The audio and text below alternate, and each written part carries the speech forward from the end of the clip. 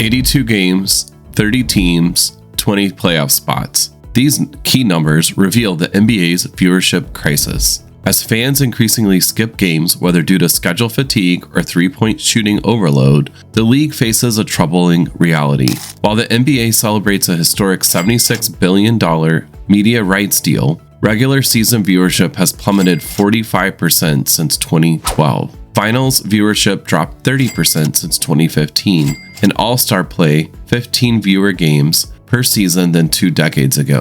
Today, we're analyzing how those trends created the ultimate sports paradox, a league that's never been richer yet struggles to keep fans engaged with the actual product on the court. The NBA just signed a mind-blowing $76 billion media rights deal that spans 11 years, making it the richest contract in sports history. But here's the kicker. While the money keeps flowing in at record levels, the actual audience is disappearing at an alarming rate. How does a product become more valuable when fewer people are consuming it? That's the billion-dollar paradox we're facing. The numbers tell a shocking story. Since 2012, the NBA has lost 45% of its regular season viewers. Nearly half the audience has vanished in just over a decade. In 2023-24 season, averaged about 1.6 million viewers per game across national broadcasts, down from over 2.9 million in 2011 to 2012. Yet, during the same period, the average NBA franchise value has exploded by over 500%, from around $400 million to well over $2.5 billion. The viewership decline becomes especially concerning when compared to other major sports leagues. While the NFL has maintained stable ratings and even grown in recent years, averaging over 17 million viewers per regular season game, the NBA's trajectory points sharply downward. Even MLB, often criticized for its aging fan base, has maintained more stable viewerships with a decline closer to 20% over the same period. What makes this situation bizarre is how NBA executives respond to these trends.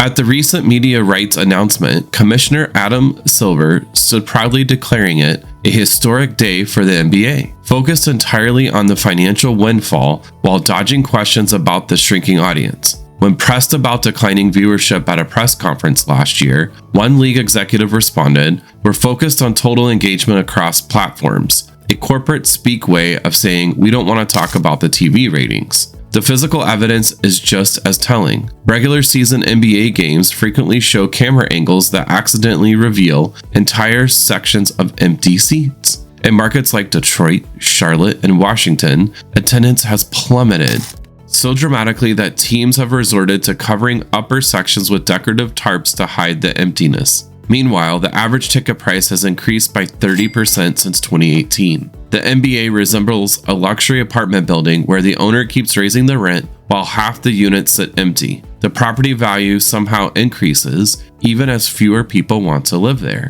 When TNT analyst Charles Barkley called out the NBA for becoming more of a business than a sport, he was pointing out that something fundamental. The league increasingly resembles a financial asset class rather than an entertainment product. The most recent NBA team sale, the Dallas Mavericks, commanded a $3.5 billion price tag in 2023, despite routinely playing to sections of empty seats. The NBA is a league of two separate entities, a financial juggernaut disconnected from its consumer product. League executives celebrate massive deals in boardrooms while the games themselves struggle to maintain audience interest. Who is the NBA actually serving? This disconnect between value and viewership isn't just happening in boardrooms, it's programmed right into your TV schedule. In a league where the Lakers command 39 nationally televised games, while the Thunder and Cavaliers, the two best teams, combined only get 41. The question becomes unavoidable. Why can't fans simply watch the best basketball being played? The numbers tell a story of calculated favoritism. The Lakers' national TV appearances have jumped from 25 games in 2012 to 39 games today. What makes this increase particularly striking? The team's on-court performance hasn't improved. If anything, it's declined compared to that era. Yet, while the Lakers struggle on court, they dominate the airways. suggesting their brand value and market size matter more than basketball's quality. This pattern extends beyond the Lakers. The NBA systematically elevates certain franchises regardless of their win-loss records. When was the last time you turned on ESPN or TNT to find small market powerhouses in prime time? Those slots remain reserved for the Los Angeles, New York, and other major markets, creating what industry insiders call a visibility gap. This strategy, consequently, extends beyond fan frustration. When stars in Oklahoma City or Cleveland don't receive national spotlight, they struggle to build nationwide followings that players in bigger markets enjoy automatically. Consider Damian Lillard. Before his move to Milwaukee, despite years of elite performance in Portland, his recognition lagged behind less accomplished players in larger markets. A rookie drafted in Memphis faces an uphill battle for recognition compared to someone living in the Golden State, regardless of skill. The disparity in TV appearances creates an uneven playing field where market size, not merit, determines who becomes a household name. The NBA has engineered a self-fulfilling prophecy. Teams selected for national broadcast gain more fans, justifying more broadcast, attracting more fans, and the cycle continues. Meanwhile, exciting basketball happens in arenas across the country that most fans never see. The Thunder's overtime thriller against the Timberwolves last season. Unless you lived in those markets or paid for League Pass, you missed it entirely.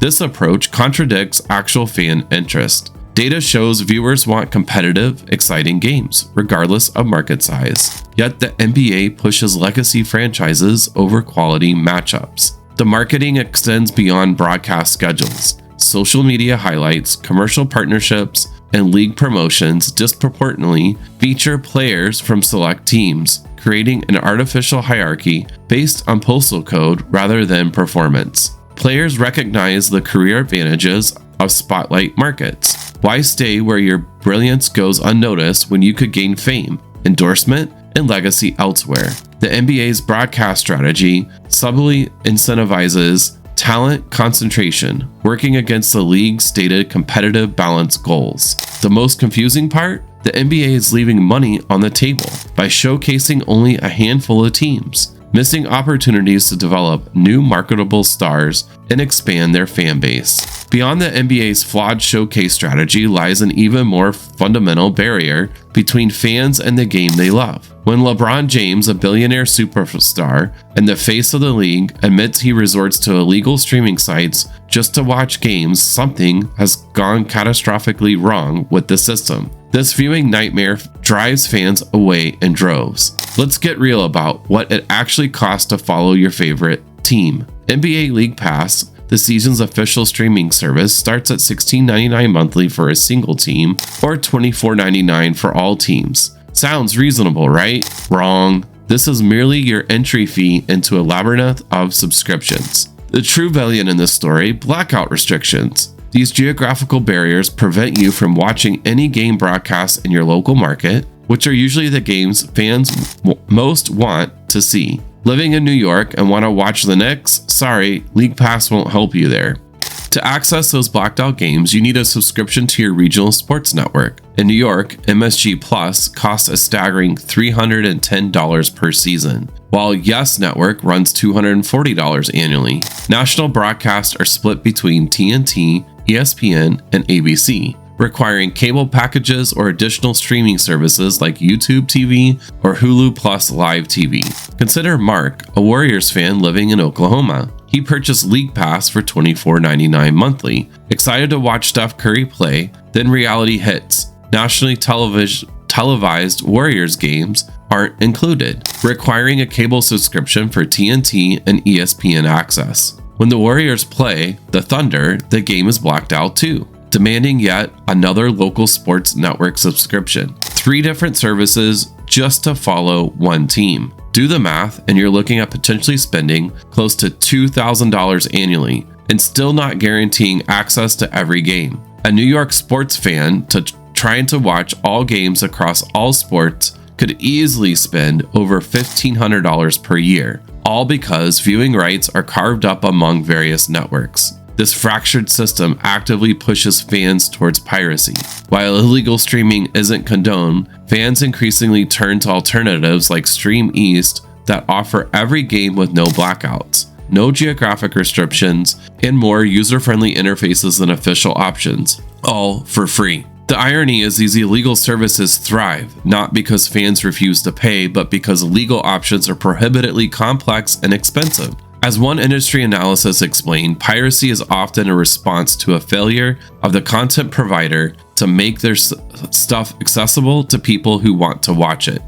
Even players and coaches throughout the league voice frustration about not being able to watch games themselves. When LeBron James, who earns millions annually, finds official viewing options too cumbersome and expensive, what hope do we have for average fans? The NBA has engineered a viewing experience so fragmented and user-hostile that it drives away the variance audience it intends to grow. The prioritization immediately revenue over fan experience. They've forgotten the most basic principle of entertainment. Make it easy for people to consume your product. So here's the billion-dollar question. What happens when a sports league's financial success completely disconnects from its fan engagement? Some broadcast executives are now openly questioning whether the NBA's massive media deal actually represents good value, especially as viewership continues its downward slide. This represents a cautionary tale for any business that prioritizes immediate financial gain over cultivating its audience. The NBA finds itself at a crossroads. Its remarkable financial growth masks a troubled reality. You can't sustain a sports league if fans aren't watching. Like a golden ticket losing its shine. What value is a $76 billion contract if the product becomes increasingly irrelevant to those who made it great?